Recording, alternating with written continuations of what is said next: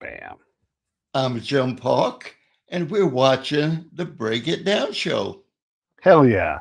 Jim, there's something I've had a number of 90 something year old guests on the show. You're in that group now. Congratulations and thank you. I've realized something that it is impossible. If you make it to 90 something years old, it is impossible to be mad about a whole lot of things. Like whenever I have you folks on, just great stories, great insight, wisdom, but never like, I'm so mad about whatever. Like, you guys just don't seem to be angry about things openly anymore. Maybe within your family, there's some barking and stuff, but publicly, you all just are a wonderful age to talk to. I love it. That's a good age. I tell you what, but your brain is so small, you don't have room for a lot of anger and upsetness with the world.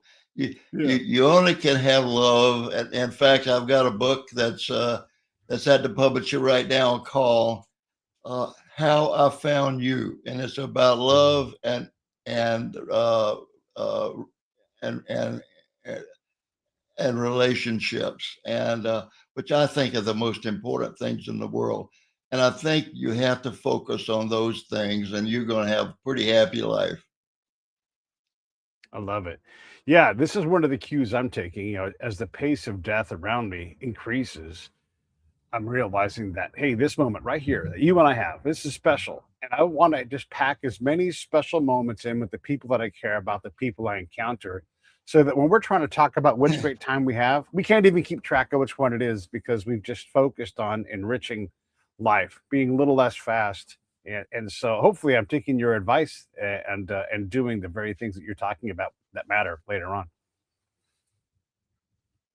I like to talk about other people. I look at my book and I say I'm the most insignificant person in that book. Yeah. Why did you write it then? I mean, if you're gonna be insignificant in your own book, why take on the endeavor? Well, I got tricked into writing the first book by a friend that's outdoor editor of the Augusta Chronicle, Georgia newspaper, and I'd done some. Well, let me put it this way: I was involved in fishing conservation in California, and I was pretty well known, and all the magazines wanted to have my name in there. So I wrote articles for fishing magazines for years, and then my friend says I was complimenting him on his books, and he said, "Well, Jimmy, you could write a book too." And I said, "No way! I'm such a poor writer. I could never write a book." And he said, "Yeah, you just take some of your articles, put it together, and you got a book." So I looked through my files. I said, "So how many do you need?" He said, "Maybe 10 or 12." So I looked through my files and I found maybe 4 or 5 that I could make decent, but most of them were garbage. They weren't very good. And so anyway, I worked on it and I did publish a book called Swimming for Our Lives. And it was a fun book. And people said, "You got to do another one." And I said, "I wasn't even planning to do the first one, much less another one." But then I started thinking that the most significant people in my life were my classmates at the academy. And they had accomplished so many things and experienced so many things that I thought that that's what we would do. And when I first got to the academy, and I'm sure John could probably say the same thing, when I got there that first night in June of 1953, everyone was running around. "Where are you from? What do you do?" And it seemed like everyone I met had graduated valedictorian from the class, or president of the class, and captain of the football team. And I'm saying, I am none of those things. What am I doing here? So I was Yeah. in awe of my classmates that first night. And then we graduated 848 4 years later. And so when I started thinking about this, here we are, 90 years old. I'm Yeah. still in awe of my classmates, even more so when I look at the things that they've accomplished. If I just said there was one guy in my class that was the architect of GPS, that's Yeah. monumental worldwide, and it's unbelievable. Yeah. It's like discovering electricity. It's huge, and but there's a lot more than that, and that's why I called it shaking up the world because there were so many things that were so different, not just in the military and not just academically, but in civilian life as well. And so I took that on, and I told my class I was going to do this book, and no one said, "Who the heck are you to do this book?" And you didn't graduate at the top of our class. I said, no one said that. Everyone said, "What can I do to help?" And it's been a class project from the first day. And one of the first things I did is I learned a long, long time ago that I can do nothing by myself. It takes a committee. And whether I was doing stuff for the church or conservation or whatever I've been doing, I always put together a group to help out because I always felt that was the most effective way to accomplish a goal. And so I put together 8 people on the committee. One is even an admiral, and we have a woman on the committee that's retired from the Smithsonian. She's probably smarter than all of us, and and she was very helpful. So I had a committee of people with various backgrounds and everything from being attached to the embassy in Russia and being a Russian spy, and you name it. And they accomplished everything. I had submariners, and I had one person that was had been skipper of 5 ships, and then I had Bill Babb from the Augusta Chronicle, was a civilian newspaper man, so he participated. So I had a committee that worked on this book. So when we talk about the book, this is not Jim Paulk. It's the class of 57 and the review committee that reviewed all the stories. Yeah. No, that's incredible. So I was a counterintelligence agent back in my army days, and I've just recently joined. We have a somewhat new, yeah, I'd say new organization. It's professional for army counterintelligence agents, and there's just every single one of those lives is an incredible thing, whether they were from Vietnam era, the late Cold War era, the modern wars like I am. And I'm like, I can't write enough stuff about these wonderful people. But in my case, counterintelligence agent, we don't want to talk about anything. Everything's a big secret. And I'm like, come on, man. Let's get to writing because it's always so secretive. And so it's neat when you find a cadre or a cohort of people. You guys are set up by class, but even within our jobs, they are these remarkable careers. And thank you for writing the book. I can't wait to dig in and read it. I suppose if you did the same thing with the Army or the Air Force, that you would find similar, just, oh my God, that person is the one that did that or whatever. And the other thing, and I don't know if people understand this about the military, but that teamwork thing, it's real. And we all, instead of fighting internally at our best, we're all going towards that goal, writing a book, commanding, an aircraft carrier group, whatever it is. And we all work on making that mission a success, all the while mentoring everybody subordinate in your chain, constant mentoring. And that really unlocks, and that mentoring includes, you need to write a paper, you need to go to Harvard and take these, get this degree, and constantly investing in people who are a subordinate so that they can meet the standard of the excellence that you and your class have shown. Well, that's very true, and uh, it's as we get into some of the education that these guys they were sent specifically to certain schools to get degrees in certain things for to accomplish a certain mission, Yeah. and several went to University of Washington to get a degree in oceanography for the work that they did, which is kind of unique. Uh, but I think you could go to almost any class and you could get things. But the thing Mhm. about the Naval Academy is we are together for life. It's not like you go to college for 4 years and then you disperse. Because all my friends that Right. went to Georgia Tech or wherever they went, uh, they almost have no contact with anyone in their class. But we have. I'll tell you this: we have a monthly Zoom meeting.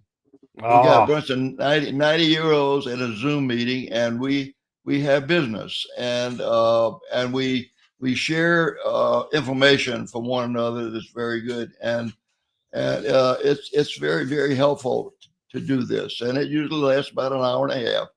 And sometimes we have a department head from the academy that comes on that tells us what's going on, and and occasionally we have midshipmen that join in for the Zoom, and we have a chair that we sponsor in the risk history department, and sometimes that chair, well, most of the time the chair is on there and is telling us what he's teaching, what's going on, and can tell us what's going on that's not in newspapers and everything. So we get a lowdown, and we stay involved with the foundation. I just had somebody at the foundation that came by the house a couple weeks ago and visited. But we are, like I tell people, I said, once you're in the Navy, you're always in the Navy. If Yeah. you graduate from Naval Academy, you never get out.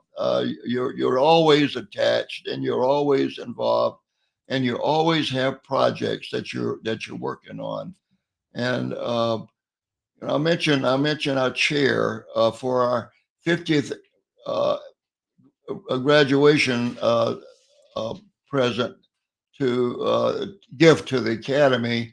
We decided that we wanted to sponsor a chair in the history department to teach naval heritage, a subject that we thought was very important. And so this person would come to the academy for a year, maybe 2 years, then go back to the normal school. But they would be at the academy for 2 years teaching. And most of them would have been here, they write a book while they're at the academy because they've got a lot of research material in the library there, so they can do whatever they want to do. But since our 50th anniversary, we've actually had 21. You can believe that.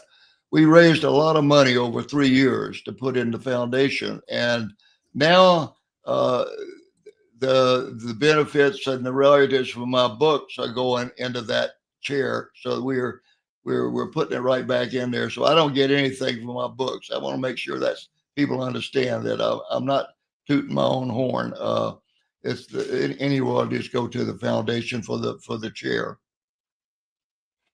Book link, everybody, is down below. You know what I'm going to say next. I'm going to say, Buddy Read, buy two. This book's going to be incredible. I'm going to put it in my inbox now. When you buy it through the Amazon link, of course, I get a little taste, but just look, get this book. Books make great gifts. It is the giving season. So this is why we're talking to Jim. Hey, on your bio, it says you are an Auschwitz survivor. I want to hear about that because I don't know that I've had anyone on who's got that particular notable event in their life. Well, Art Aronson, I'll tell you that story. Art was a Polish Jew and lived in eastern Poland. And when the Nazis went in, as you know, they were loading the Jews on a boxcar and transporting them to a death camp. And Yeah. in Art's case, his mother and his father and his sister and he were put on a boxcar and transported west to Auschwitz. When they arrived there, the wind was blowing in that direction, and they could smell the burning flesh coming from the ovens. And they knew that they had no future at all. So when the Nazis immediately divided them up, the men went in one group, the boys in a group, and all the women and the girls in another group. And from that moment on, Art did not see his father again until well after the war. He never saw his mother and sister again. He later found out that they were both executed immediately. The Nazis did not want any Jewish women alive that could produce more Jews. And they actually, and I understand, executed about 6 million Jews during World War II. A horrible thing. But Art's father was put into a work camp and worked throughout the war. And I think Art did errands, and they were probably expecting him to grow up and someday he'd be in a work camp. But when the war was over, his father was sent to New York, and they didn't know where one another was. And he was sent back to his home in eastern Poland, and he lived with a former nanny for a couple of years until they could put them back together. And Mm. eventually he got on a ship and went to New York. And then they went to Texas. And he eventually got an appointment to Annapolis. And he spoke 5 languages. The guy was absolutely brilliant. But he did have the tattoo on his forearm, like all the German put. They're like animals. They put tattoo on their arms. And but Art spoke 5 languages, and his roommate, who wrote the article for the book, said he did not know that he was a foreigner for 2 weeks because he spoke such excellent English. But that's a pretty unique story, I think, and I think a story that the world needs to know about. And most of my stories are that way. I want people to know about things because you mentioned a while ago uh, that if you don't record these stories, they Yeah. fade away. And I tell people, if you want your story for your family, put it in my book so it's there for them and you're not going to lose it. Yeah, boy. And how hard was it to convince people of that? You know, we tend to back away from these kinds of challenges. I mean, I like I said, go ask some counterintelligence agent to tell you about their incredible story. They might tell you face to face, probably not, but they're for sure not going to want to write it. You got to break arms to get people just to say, I was a counterintelligence agent. So, how did you get these folks to agree to Well, participate in let this me let project? me tell you about one story. Hmm. Charlie Duke, who was Apollo 16 Right. and spent 3 days on the moon. When I talked to Charlie, he said, Jimmy, he said, I don't want to write my story. He said, I want you to write it for me. I said, what do you mean? He said, you interview me and then you write the story and then I'll check it over. And I said, well, okay. So I asked my 30-year-old granddaughter, who's got a photographic memory. I said, you come over and help me take notes. You take a set of notes and I'll take a set of notes. And then the three of us were on the phone together and we did it that way. And when we got done, I took the 2 sets of notes and I wrote the story and I sent it back to Charlie and he embellished it a little bit and sent it back, and that's the way we got that story. So there's one way to do it: interview somebody and do Hmm. it. There was a guy by the name of Studs Terkel. Do you know that name? Yeah, I sure do. Yeah. He wrote a book called Working, Yeah. and I like to give that book to my kids because it's got so much in there and I recommend that. It's been a long, long time ago, but he interviewed all those people. That's how he got the stories. And I suppose that's one way to do it is to say, sit down and let's talk, and then take notes. Yeah. Most people don't want to Yeah. write. Yeah, yeah, so the writing part you feel like was the big, gap. Yeah, and, like, you had a bunch of articles, and even you thought your own articles weren't good necessarily good enough, right? You know, you said you just had 4 or 5 that were workable, and I suppose we're all pretty critical of our writing at some point or another. Well, I said, tell me, I wrote at the third grade level, but I got up to maybe the sixth grade. but but Yeah. but you have a good editor at the publisher and I have to say I'm surprised I'm better now. There are a lot of things Mm, I'm a better speller now as a result of doing all this, and I'm better at composing sentences. mm, I think better about writing now than I ever did before. So I think mm. the practice definitely even somebody as dumb as me it helps. So I got Yeah. that, but I think I'm a decent writer now, and I think my memory is probably pretty good for my age, and but I enjoy writing. I spend a lot of time every day writing, and Mm. there's so much that I want to do, and I'm hoping that I can get a book out in 2027. If I can keep living long enough, I can keep adding some books and for 2027, and maybe you got a story for that. It's going to be called Close Calls, and Close that calls. Yeah. close calls. Okay, in other words, Mhm. there's some things that were pretty scary, And Yeah. but it can be about anything. It'd be camping trip, Mm, travel trips, military. It can be anything. And yeah. we've already got a few things in that file, but I think maybe I need to do more interviewing of people and asking them about things, and I think I'll get more stories that way. But the one that just went to publish, I think I've got 32 stories in that book on, and I think that's going to be a really good story because there's so many people that are middle aged that have given up on finding that significant person. And when they read these stories about how these people met in so many unbelievable ways, uh, then they'll say, well, maybe there's a chance because met people by accident. You just have to be alert, I think. Yeah. Yeah. All right. I love it. My show is sort of a model of that, where we're gathering stories, folks who may not come on. I get my friends and people I'm acquainted with to come on and do my show, just because I don't know, I have a knack for that, right? And it's not always the same kind of thing, but it is valuable to get these stories out there, and also not to just tell that one single story, to get the richness that is around the story. That camping trip isn't just the time when the bear chased you. There's all these other wonderful moments in there, and I love just exploring those things. So, like you with writing, I'm becoming this world class conversationalist. And, oh my gosh, Jim, it's such a treat now to sit down and listen to people talk, and then when I inject, it's much more surgical because I don't have to be the center of attention when I'm talking. I get a chance to bring that person's greatness out and then illustrate it to them. It's a remarkable. So I'll use an example here real quick. In my hometown is a guy named Harold Bray. He's the last living survivor from the USS Indianapolis sinking, right?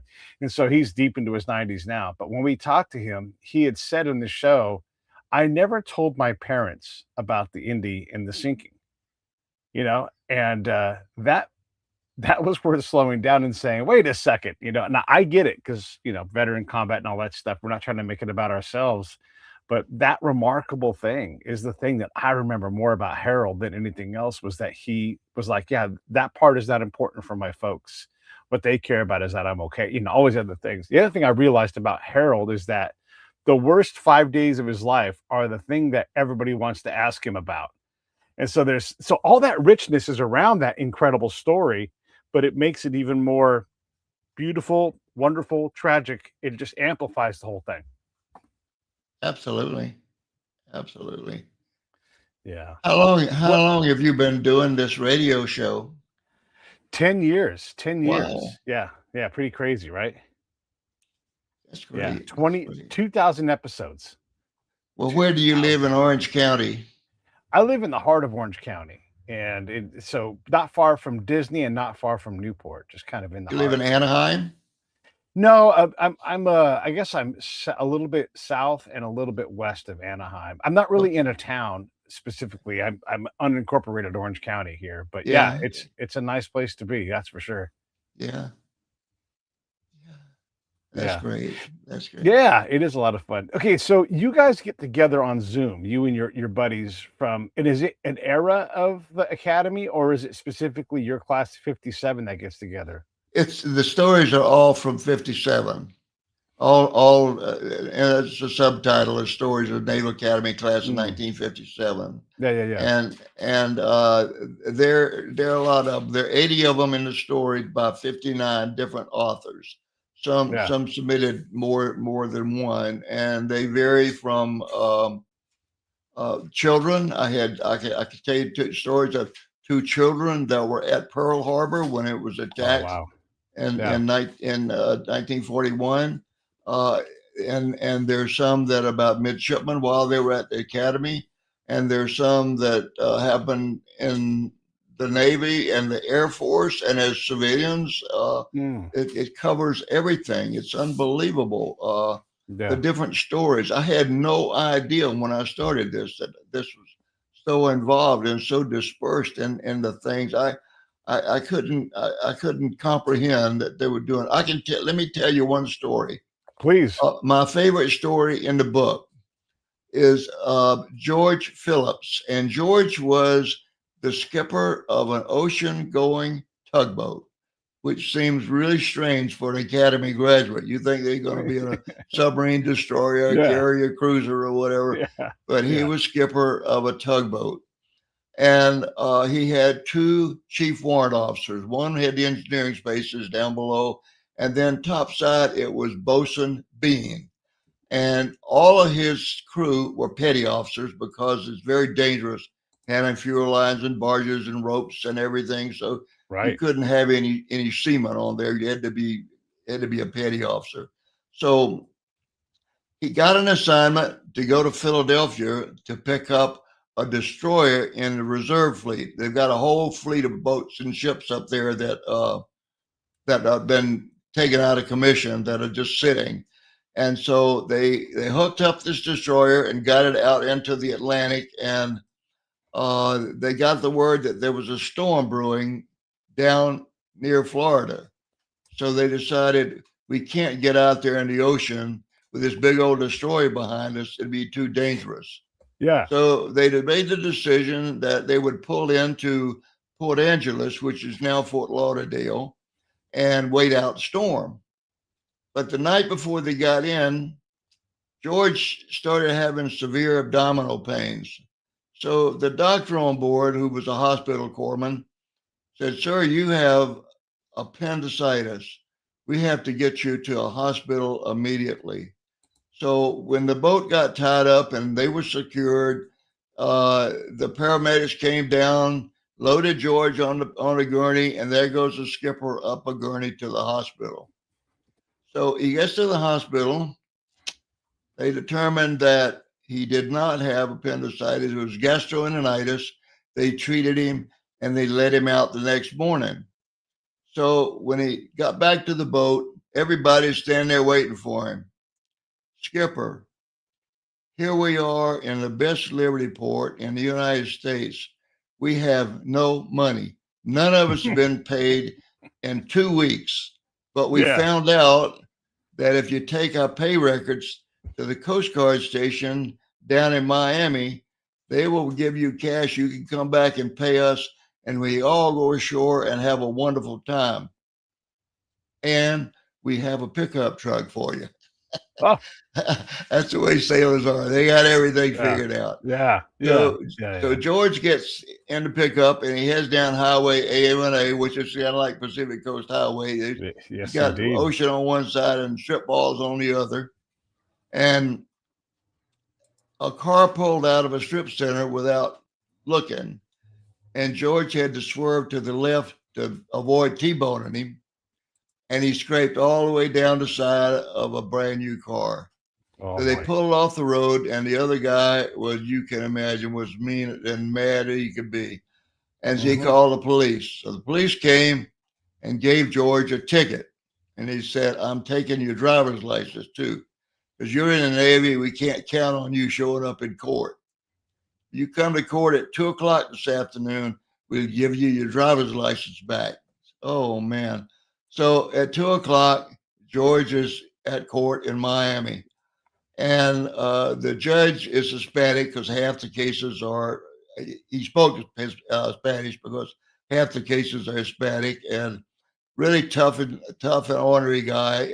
And so the clerk eventually reads George's name. So he stands up and the judge says, "How do you plead?" And George said, "Not guilty." And the judge said, $25. And George says, "Sir, let me explain." The judge says, $25. He said, "Judge," and the judge said, "Bailiff, take him away." So the bailiff takes you by the arm and locks him up. And now the skipper is locked up. So there's a phone on the wall, and he's got some loose change, and he calls the boat, and he talks to the executive officer, who's a Lieutenant JG, and he said, "They got me locked up down here in Miami. I need you to bring $25 down here and get me out." And the XO says, "Sir, I don't have $25. He said, "Well, pass the damn head. There's got to be $25 on the boat." So a couple hours later, the XO shows up with Bosun Bean, and the bailiff lets them out, and they're standing in the hall. And he looks at Bean and he says, Chief, what are you doing all dressed up ready for inspection? He said, well, sir, he said, I've never had the occasion to bail the skipper out before, and I wasn't going to miss this one. So about that time, the judge came out of the courtroom and he saw this group down there in the hall. And he and Bosun Bean start looking at each other. And all of a sudden, they ran together, started hugging and jumping up and down, and the others standing there in awe. They couldn't believe what they were seeing. And it turned out that the judge and Bosun Bean had been best friends in New Jersey. Oh, is that right? Yeah, they had joined the Navy together. They were on a 40 millimeter mount on December 7th, 1941. A bomb blew both of them over the side, and each thought the other had been dead for 24 years. Wow. So the judge looked at George and says, okay, $5 court costs. So he paid the $5, and they go back to the boat. And he goes to his cabin, and he calls his wife. Honey, sit down. I have something to tell you. In the last 2 days, I've been in and out of the hospital and in and out of jail. That's all I have to say.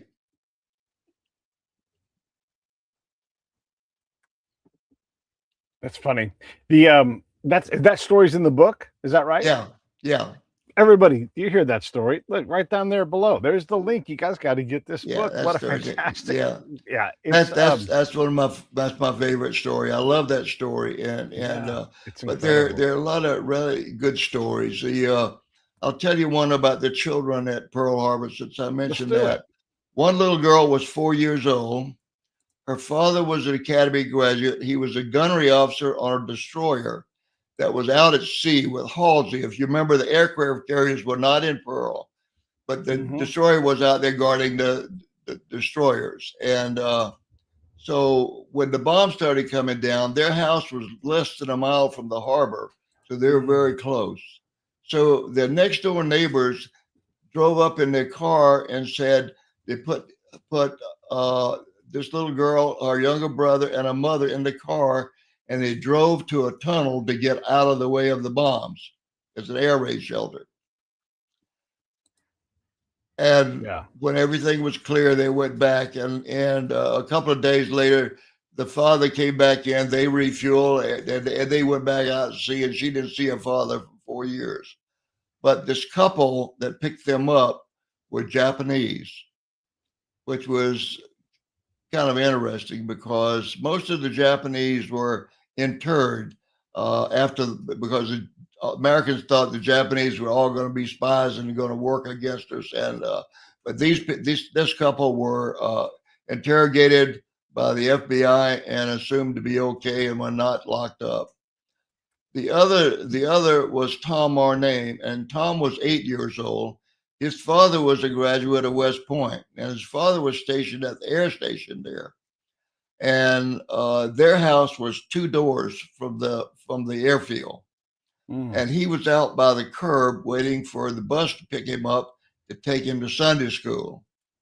And when the Japanese Zeros started strafing the airfield, the empty cartridges were falling in the street around him.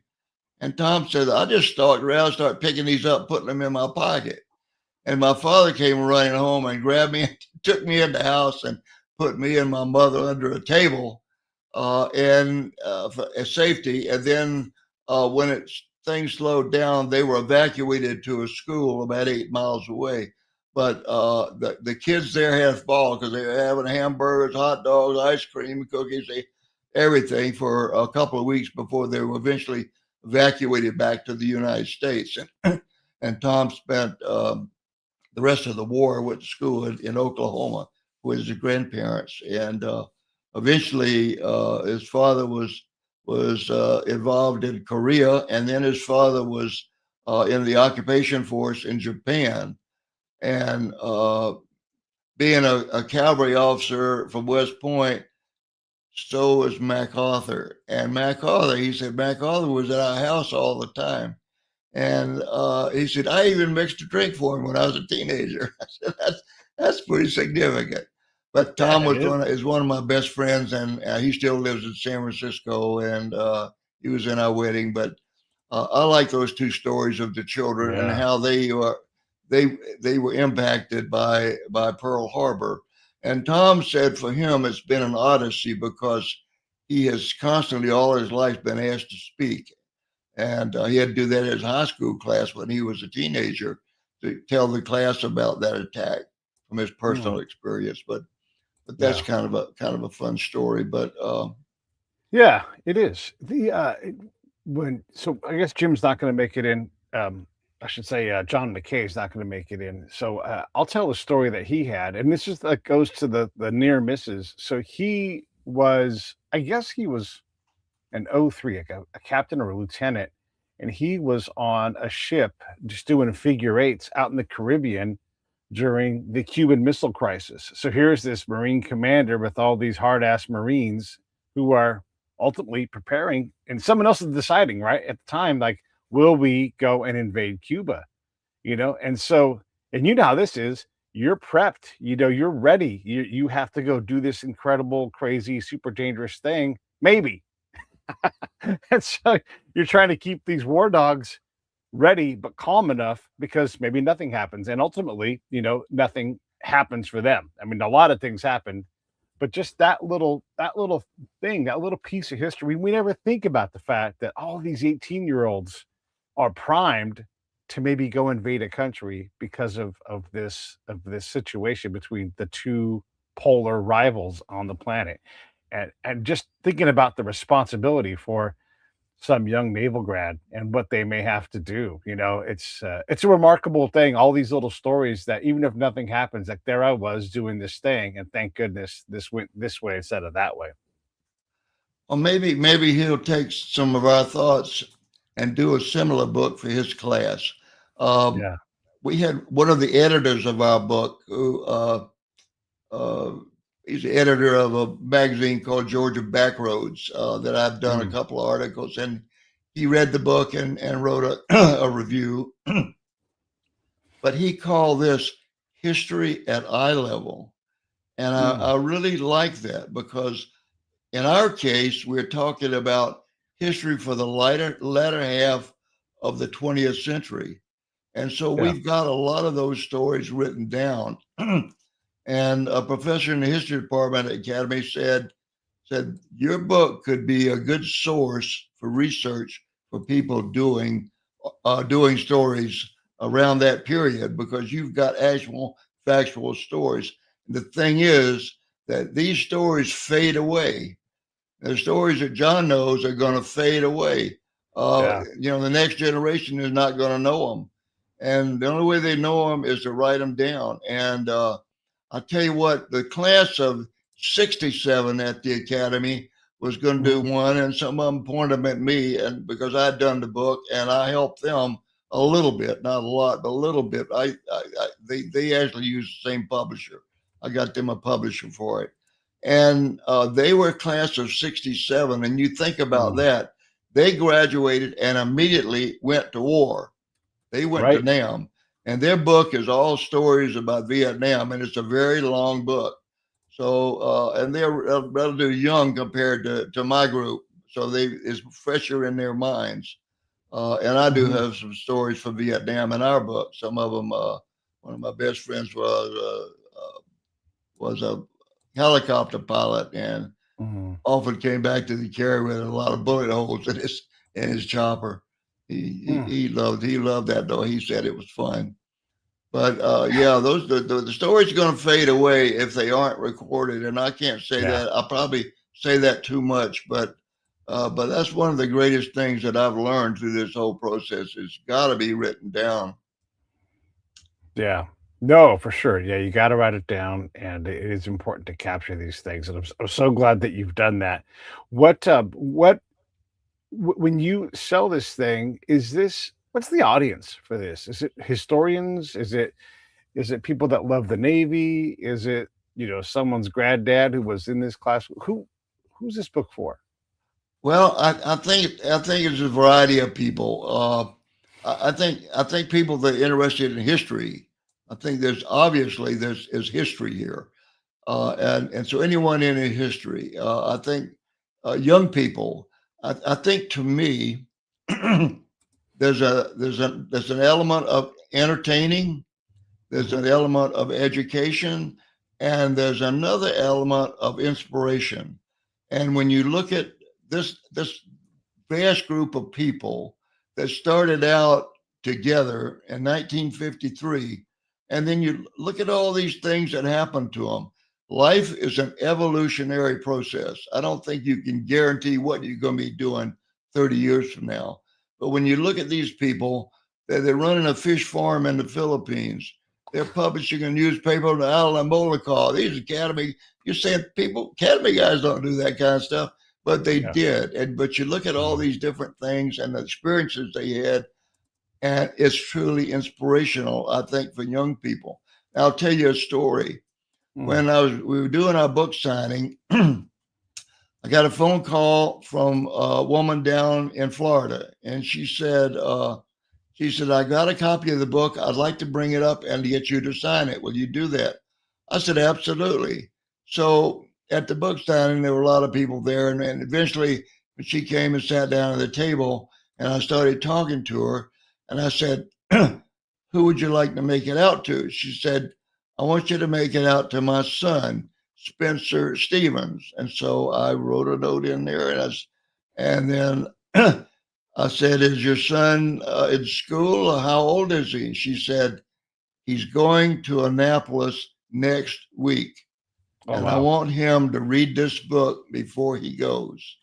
Now, as it turned out, we kind of adopted her son because of that. He Mhm. became our plebe. Yeah. He's 6'4", 220 pounds. He throws left-handed, Oh and my gosh. he did a lot of relief pitching this year for plebe. And I'll tell you a story about him. Um, the coach for the baseball team said, Friday, I want all of you to bring someone else to practice. And he said, most people brought another coach or classmate or teacher or whatever. But Spencer asked the superintendent of the academy to go with him as his guest. And it was the first woman soup we've had there, a vice admiral. And she came to practice. So she Mm. kind of became, I guess, a mentor for him. Now she's been replaced. We have a Marine lieutenant general for a suit now, but I will tell you that he kept telling him at practice, I wanted to get a chance to bat, and of course, getting in the batting cage is a very limited amount of time for everybody. They True. kept saying, no, no, no, you're a pitcher. You don't bat. He said, well, he kept pushing for him, and they finally said, okay, we're going to give you 4 pitches. That's it. Mhm. 3 home runs Oh, no way. out Yeah. of four. And they said, okay, we're going to let you bat.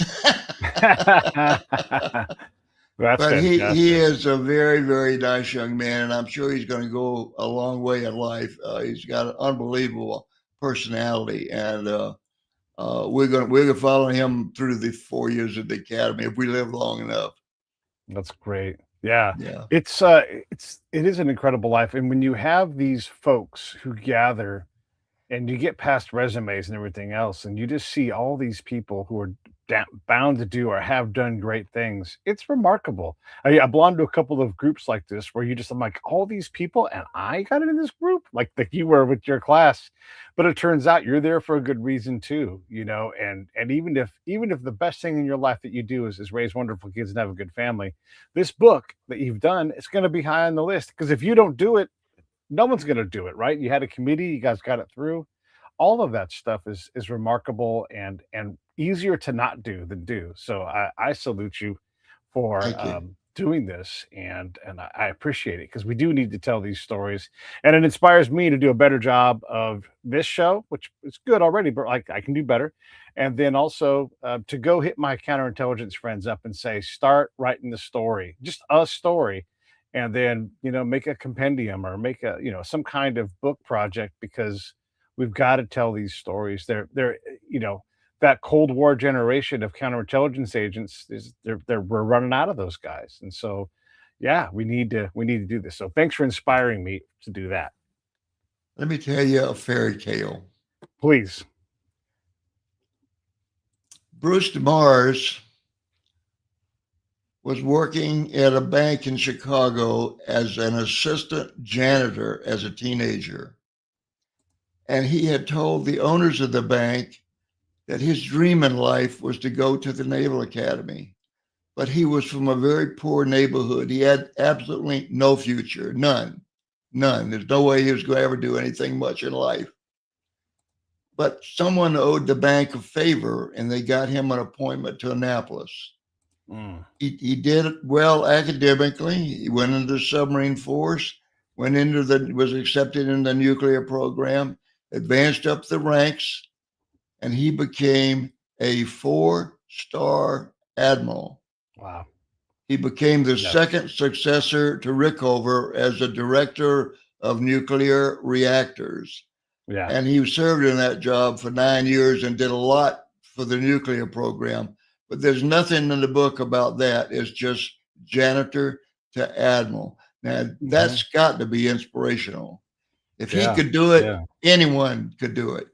And I'll tell you what, when I got through with the stories, if the classmate was alive, I sent it to them and asked them to check it and send it back. So I sent it to Bruce and I didn't get it back. I said, "No, Bruce, have you had a chance to read your story yet?" I didn't get it back. Eventually I got a phone call from his son. He said, "Jimmy," he said, "Dad has not been doing very good lately." He said, "But I read the story to him." And he looked up at me from the bed and he said, "I want to buy that book." Yes. Everybody, do you get this? You got to buy this book. Come on, it's so well, good. Unfortunately, Bruce died a couple of weeks after that, but Sure. but Did I you buy the love book? I love that story. I love going from nothing to something, and doing all the he spent 48 years in the Navy. There's a guy that gave his whole life to the Navy and to the Naval Academy. I think you look at what there's nothing that we could do to pay back for what we've got in life as a result of going to the Naval Academy. Yeah. I said, I owe everything going to Annapolis. I never would have met my wife if I hadn't gone to Annapolis. Yeah, isn't that something? Yeah. And I think a lot of people could say the same thing. And I know it took me a long time to get in. I didn't get an appointment out of high school. And I went to North Georgia College, which was a small military college in the mountains of North Georgia. And then after the first year, I didn't get an appointment. So I went back for a second year. And after the second year, I still didn't have an appointment. And I thought I was going to end up at Georgia Tech, getting an engineering degree with a lot of my high school buddies. And in fact, I was playing at a golf tournament somewhere in Georgia. And a friend of mine from another city came running out on the course. "Jimmy, your mother called. You've got to call home immediately. You got to get home immediately." I said, "Well, I'm not walking off the golf course in the middle of a match. I'll call when I get done." So when I finished up, I called home and mother said, "You have an appointment to Annapolis." And I was saying, oh, I could not believe it. Yeah. I couldn't believe it had come true. And then I had to report in a week. So we had to get down to Jacksonville and go through all the physical testing and everything. Sure. And then I got to Annapolis and I was still in a dream when I got there. What did you shoot that day on the course? Do you remember? I have no idea. I don't remember. I don't remember whether I won, lost, or what. I just knew I had I probably blew it. I probably double bogeyed every hole or something. Yeah. But that's the funny thing, right? This thing that, and it is, of course, you're committed, you're playing golf and everything else, but all of a sudden that became zero on the importance scale, and getting to Jacksonville to get your physical and all, that becomes the big thing in the window. And that just categorizes what our lives are, all of, not just militaries, all lives are like that. Something comes along and says, pay 100% attention to me. And you're like, what was I doing 10 minutes before? That's life. Yogi Berra said you get the fork in the road and you take it, right? Take it. And I Yeah. think if you take the right fork correctly, more times than not, you're going to have a good life. If you take a lot of bad forks, it's not going to be good. Things aren't going to be good for you. And that's what I tell the kids. I said, everybody makes bad decisions. It's a matter of Yeah. making more good ones than bad ones, and don't dwell on the bad ones. I mean, go ahead and check off the learning and get on with positive stuff. Yeah. Yeah. Yeah, my favorite Naval Academy story is from the olden times, but it's a guy named Will Cushing. Do you know Will Cushing's story at all? I'm not sure. He graduated on the dawn of the Civil War, and he didn't actually graduate because he was a bit of a malcontent. And, he had that naval attitude of like, he had all of the robustness and the willing to challenge authority, but that hadn't worked out to his favor to graduate. And so he is basically in Gideon Wells's office saying, "Hey, you're going to need officers. I didn't technically graduate. Will you let me in?" And the boss man of the Navy is like, "Yeah, kid, I'll give you a shot." And that guy went out and he always took the fork and the road, and it always worked out. So like he'd be bold, his commander would be like, "Don't you dare go left." And he's like, "And left we go." And they would win the battle. He sank this ship called the Admiral. It was like it was ironclad, everybody. And and I'm a lot of people know the story, but it's like a Star Wars adventure with him and the way he lived his life. And so I guess the climax of the story, and you guys should all check out Will Cushing, you'll love it. But he didn't graduate, right? Goes on to this fairly short but titanically historic naval career, and now he's one of the special marked graves at the Academy's on ground graveyard, right? He's celebrated because he had that spirit. And so you really can go from, you're not going to graduate, kid, to, oh my God, let's build this guy a statue. It's such a wonderful Yeah, story. I love it. yeah. I finished reading a book last night called "Midnight in Iron Bottom Sound."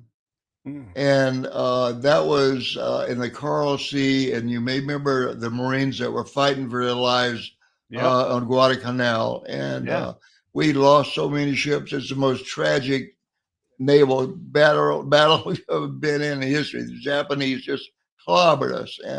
But it was about two APDs that are destroyers that converted to carrying personnel, and each would carry a company of Marines, and call them Marine Raiders, Mm, and they were going to little islands and taking over behind the lines, and then going to Guadalcanal to support the Marines there. But the thing was that there was some people there, and they call them the 43ers. mm, When the war started, those people graduated a year ahead because the Navy needed officers. And the people just ahead of them at December 7th, those people were supposed to graduate in June. They graduated immediately. And then the right. 43 class graduated in 42, June of 42. So there were some of those people in the book, and I enjoyed reading about that. That's a good history book, and it's well written. But Say the name yeah, again of it. What's the name? it's called Midnight in Iron Bottom Sound, and that's called Iron Bottom Sound because all the ships that are sitting on the bottom Right. there. We so many ships, and many of them have never been found. But you look at in the back of the book, they had a diagram, and they had all the ships listed and the approximate location, and with dozens and dozens and dozens of ships there. I'm going to put the link for that book up, everybody, in here. Yeah, And I'll share that for sure. That battle, that Guadalcanal, I mean, that's the essence of the naval marine partnership. I mean, it was an impossible task, and you all got together as organizations and did it, and did it. I mean, and if not doing, I mean, not doing it wasn't an option, right? Like it had to get done. Well, what happened with an aspect of that was the Marines got dumped there, and all of their Mhm. supplies were never unloaded from ships because they made the decision that the Japanese were coming, they had to get out of there. And so they left. And so the Marines had nothing to eat. They didn't have ammunition. They didn't have a lot of supplies of all kinds. And so getting them things were up to these APDs, these destroyers, to get in and at nighttime behind the lines and use these LCVPs to load supplies in and get them ashore to support the Marines. And each time they went in, there was maybe they were giving them 3 days worth of rations or whatever. But the Marines did a heck of a job there, no question about it. Right, right. And I'm going to put a link up here for Civil War Commando. That's the Will Cushing book. This thing's ridiculous. Yeah, so Civil War Commando. You guys will love this incredible tale by Jerome Preisler, who's a friend of the show. Yeah. Okay. Yeah, yes. All right, so let me just do this. We got time for another story? Sure, we do. Please talk, and I'll do this typing stuff. Go ahead. Okay. People always ask, is there a story in the book that would make a good movie? And there's several in here that would make great movies. But one I like is Walt Mukow was born in Shanghai, China in 1933. Okay. His father was a retired Navy chief quartermaster. And if you remember, the Japanese moved into northern China and started moving south. And when the bombs started coming down, this was all well before Pearl Harbor. And when the bombs started coming down on Shanghai, the chief decided, I got to get my family out of here. So he put them on a ship, and they went down to the Philippines. Okay. And they had a traumatic experience getting down there. I'll leave that out. But when they got there, they were given a house to live in, and he had a place to work with the Navy. And they were told that if there's an air raid and the siren goes off, there's a fort down that end of the block. That's your air raid shelter, and run down there until you get the all clear. So sure enough, they'd been there about 2 weeks, and air raid siren went off. They ran to the air raid shelter, all cleared. They came back. The house had had a direct hit. They had nothing, absolutely nothing left, not even a change of clothes. And the father went to his place of work. It had had a direct hit, and there was no one alive there. So, as you know, we had the Bataan Death March. The Army surrendered between 50 and 75,000 troops, and they marched them for 4 days on the road. And and a lot of them were wounded, and there was no care, there was no food, there was no water, and it was a very traumatic experience. And it's called the Death March. And anyway, Walt's family had some rations, and they shared some rations with the soldiers. They didn't have a lot, but what they had, they shared. And then they were told that they were to go surrender. And so they went to the point and they surrendered. And the father was interrogated because the Japanese thought he was a spy. And but eventually they were put into an internee camp, which is civilian term for prisoner of war camp. And during the war, they were moved from one camp to another, and each camp had less and less food. And Walt and his younger brother would had to sneak out under the fence and go out in the jungle and find fruit for the family. If they'd been caught, they would have been executed. But they managed to survive. But at the end of the war, the Army heard a rumor that the Japanese planned to execute all the people in the internee camp because they had no more food to feed them. So they're just going to kill them all. So the Army put together a raid with the Philippine guerrillas, and the paratroopers came in. They shot the 75 Japanese guards. They put the 200 internees into Amtraks, which are on water and land, and they got them in that and got them back across the water behind U.S. lines. And at that time, Walt was 13 years old and weighed 52 pounds. Oh, They were all almost starved to death at that point. But the story goes on a little bit, but that would make an unbelievable movie because all of the action, because there's several raids with Japanese raids there and the army raiders. I love that part with the Filipino guerrillas. You can imagine all of that working together. Um, and they had to get them out of there because there were within 20 miles there were thousands of Japanese troops, so they had yeah, to do it quickly and get out of there before they got reinforcements. But I like that story. That's a fun one. But it's a yeah, yeah. real story. And Walt wrote that story himself. Wow. Yeah. Yeah, man, it's an incredible thing you've done. I've bought the book. Everybody, you should join me in buying the book. The link is right down below. There's a couple other books that we discussed. One was the Iron Bottom Sound, that one. Right down there. There's the link for that. These are all in the comments on YouTube and on Facebook. So if you guys aren't on those channels, you can go there and get all of this stuff. There is Jerome Preisler's Civil War Commando. But the book that we're talking about today, and the one that I want you to get, is Jim's book, Shaking Up the World, with all of these incredible naval class of 57 grads and them. All these guys are in their 90s telling us these incredible stories from their lives. Anything before we wrap this thing up, Jim? And thank you, thank you, thank you for coming on. It's been an absolute delight. What Well, else do you want to go? well, I think. I'll tell you an NFL story. We right at the end of Okay. football season. When I announced the class I was doing the story, Bob McAway called me on the phone. He said, Jimmy, he said, would you like some stories about the NFL? I said, absolutely. I'd love to Yeah. have them. So I'm going to tell you one of his stories. He said he was a head referee. He's the only one the only one to do Super Bowl in 3 different decades. And he was a NFL official for 27 years. Oh wow. And when you get the book and you see his picture in there with signaling a touchdown like that, you're going to say, I remember that guy. And Yeah. anyway, he said, my job before the play started was I had to check the play clock, the game clock, the formations, the substitutions, and a couple other things. He said, but when I was in Chicago, I had one other thing I had to do. He said I had to reach around to my back pocket and check to see if my penalty flag was there.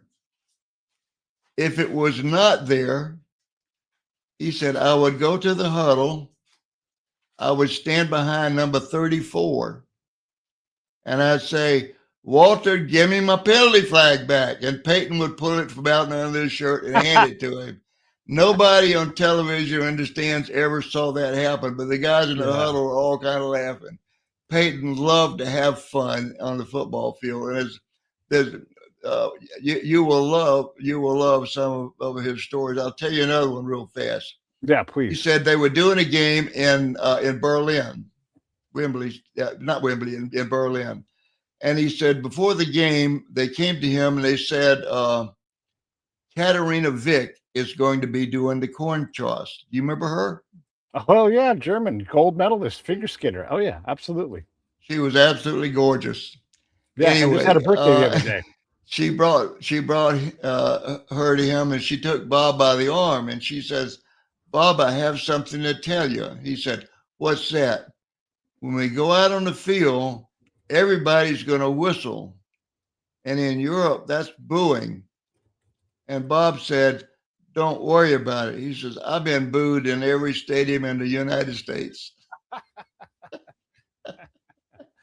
That's a great way to wrap this episode up, man. It was a real delight to have you on, Jim. Again, everybody, go get these books. Books make great gifts. Buy two, because that's the best way to share it with somebody else. Jim, thank you very much. I'll say goodbye to you in person in a second. Everybody else, I'll see you all tomorrow. 2 or 3 shows tomorrow, because we get busy around here. All right. Talk to you all later.